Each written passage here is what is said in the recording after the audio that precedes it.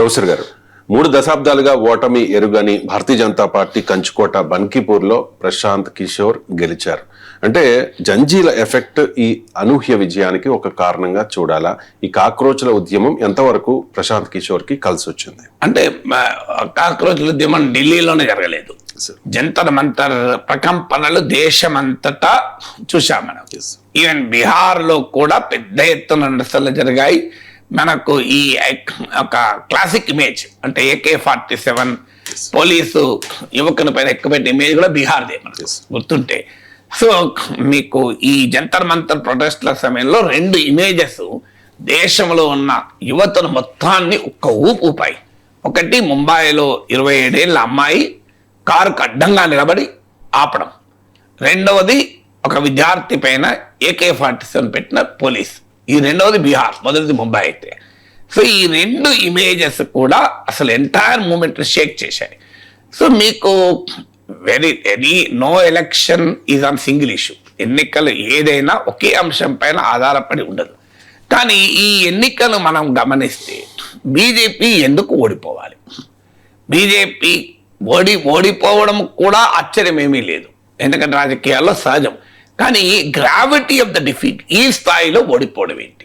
Last elections లో నితిన్ నబీన్ ఇదే సీట్లో జస్ట్ ఏడాది కూడా కాలే, ఇంకా ఫ్యూ మంత్సే కదా మీకు, కొన్ని నెలలలోనే 52,936 ఓట్లతో గెలిచాడు బీజేపీ.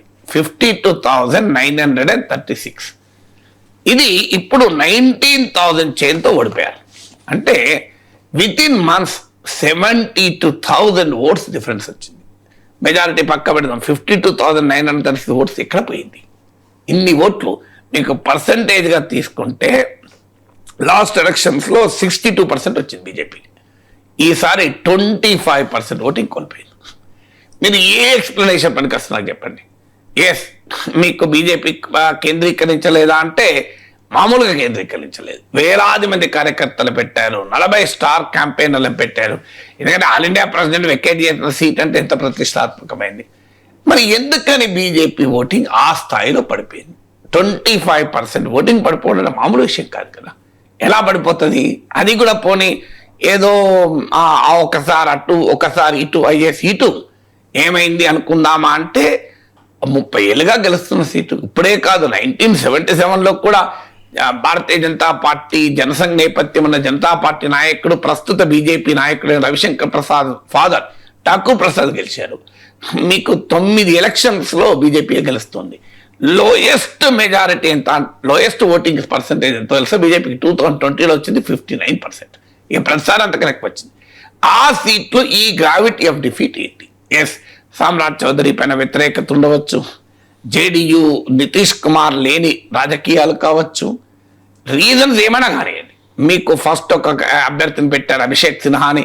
అతను ఫాదర్ స్కామ్లో వాళ్ళ ఫాదర్ నిందితున్నారు, అతను మార్చడం కావచ్చు, కాస్త ఓవర్ కాన్ఫిడెన్స్ ఉండవచ్చు. ఏదైనా కానీ రవిశంకర్ ప్రసాద్ ఎవరు అన్నారు, బీజేపీ నాయకులు అన్నారు, ఎవరిని పెట్టా గెలుస్తాం మేము ఇక్కడ అని. సో 30 ఏళ్ళుగా గెలిచిన సీట్ అనేటువంటి కాంప్లసెన్సీ కావచ్చు.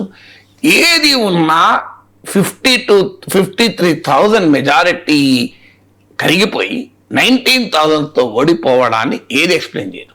పోనీ ప్రశాంత్ కిషోర్ ఏమైనా సినిమా యాక్టరా? ప్రశాంత్ కిషోర్ తన పార్టీని 2 చోట్ల డిపాజిట్లకు దక్కించుకోగలిగాడు. లాస్ట్ ఎలక్షన్లో ఇదే సీట్లో జనసురాజ్ పార్టీకి 7,700 ఓట్లు వచ్చింది. ఇవాళ ప్రశాంత్ కిషోర్కి 50% ఓటింగ్ వచ్చింది.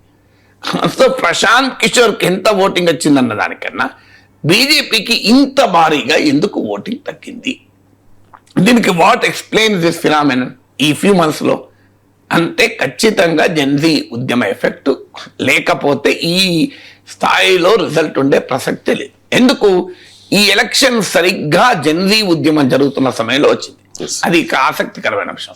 టైమింగ్ ప్రశాంత్ కిషోర్ కలిసి వచ్చింది. తర్వాత బీహార్లో కూడా ప్రొటెస్ట్లు అయ్యాయి. తర్వాత ఈ బంకీపూర్ కాన్స్టిట్యున్సీ డెమోగ్రఫీ కనుక తీస్తే మీరు ఇప్పుడు జెన్జీ అంటే ఏంటి? మీకు 1996 తర్వాత పుట్టిన వాళ్ళు, అంటే 30 years లోపు వాళ్ళు. 30 years లోపు వాళ్ళు దేశంలో 25% ఓటింగ్ అంటే ఇక్కడ 33% ఓటింగ్. మీకు బంకీపూర్ అసెంబ్లీ సెగ్మెంట్లో బిలో 30 years వాళ్ళు 1/3 ఉంటారు. అంటే కరెక్ట్గా జెన్జీ డెమోగ్రఫీ 1/3 ఓటింగ్ ఉన్నటువంటి సీట్. ఇక జెన్జీ ఉద్యమంలో పాల్గొన్నది ఎవరు? ప్రధానంగా మిడిల్ క్లాస్ పిల్లలు, మధ్యతరగతి కుటుంబాలు ఎఫెక్ట్ అయ్యాయి నీట్ ఎగ్జామ్ వల్ల. మధ్యతరగతి ఎడ్యుకేటెడ్ అర్బన్ మిడిల్ క్లాస్ పెద్ద ఎత్తున స్పందించింది జెన్సీ మూవ్మెంట్లో. ఈ బంకీపూర్ కూడా అర్బన్ సీటు, ఇది పాట్నా పార్లమెంట్ సెగ్మెంట్లో ఉంటుంది. ఒకప్పుడు దీని పేరు పాట్నా వెస్ట్, 2009 డీలిమిటేషన్ కనుమను. So it's a part of the Patna. అంటే సరిగ్గా అర్బన్ ఎడ్యుకేటెడ్ మిడిల్ క్లాస్ ఎక్కువగా ఉన్న సీటు. ఇదే క్లాసు మొన్న జెన్సీ ఉద్యమంలో కీలక భూమిక పోషించింది. తర్వాత మీకు students, education institutions, coaching centres, Patna university, colleges ఉన్న ఈ బంకీపూర్ సీట్లున్నాయి. అంటే ఏ అంశాలైతే జెన్సీ మూవ్మెంట్ ఫెయిల్ చేశాయో ఆ అంశాలకు సంబంధించిన వ్యవస్థలన్నీ ఈ బంకీపూర్లో ఉన్నాయి. సో అందువల్ల మీరు ఏ రకంగా చూసినా బంకీపూర్ డెమోగ్రఫీ, బంకీపూర్ జాగ్రఫీ కరెక్ట్గా జెన్సీ ఉద్యమ డెమోగ్రఫీకి పోలిన ఉద్యమం.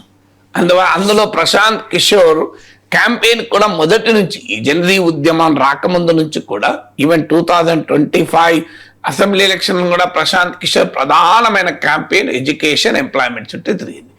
Education, employment and accountability, governance, వీటిపైన ప్రశాంత్ కిషోర్ క్యాంపెయిన్. సరిగ్గా జెన్సీ మూవ్మెంట్ కూడా అవే ఇష్యూస్ లేవనెత్తింది, education, employment, accountability, governance. So అందువల్ల క్లియర్గా ప్రశాంత్ కిషోర్ క్యాంపెయినింగ్, జెన్సీ ఉద్యమ నినాదాలు జెల్ అయినాయి. అందువల్ల ఖచ్చితంగా మనం క్వాంటిఫై చేయలేము ప్రశాంత్ కిషోర్ జెన్సీ ఉద్యమమే బీజేపీని ఓడించిందని. కానీ జెన్సీ మూవ్మెంట్ బీజేపీని అత్యంత ప్రతిష్టాత్మకమైన సీట్లో, అత్యంత సురక్షితమైన సీట్లో తమ కంచుకోటలో కంగు తినిపించిందంటే ఖచ్చితంగా అది జెన్సీ ఉద్యమ ప్రభావము అని చెప్పడానికి ఏ డౌట్ లేదు.